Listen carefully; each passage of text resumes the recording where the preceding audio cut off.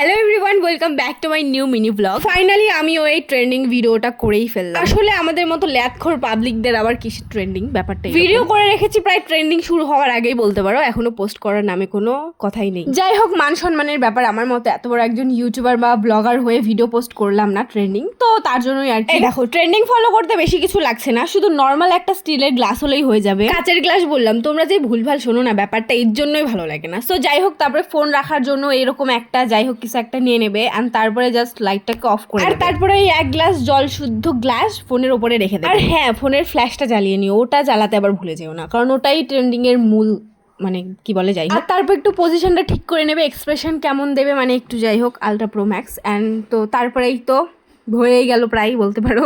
আর এটা জাস্ট নিম্বু পানি বা অরেঞ্জ জুস হয়ে গেছিলো, এটা আমি একটু খেয়েও নিতে চেয়েছিলাম বাট খেতে পারি। আর জাস্ট এই 1 মিনিট হার্ড ওয়ার্ক করার পরে তোমাদের বর্তমান ট্রেন্ডিং কমপ্লিট। আর হ্যাঁ, don't forget subscribe to my YouTube channel.